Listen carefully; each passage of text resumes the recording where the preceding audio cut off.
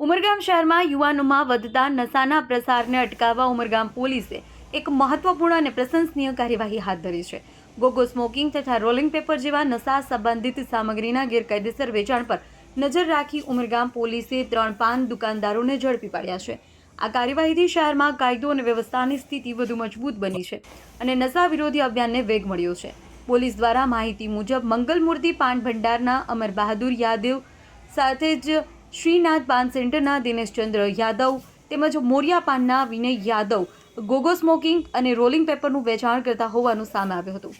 આ બાબતે ચોક્કસ માહિતી અને ગુપ્ત સૂચનાના આધારે ઉમરગામ પોલીસે તપાસ શરૂ કરી હતી।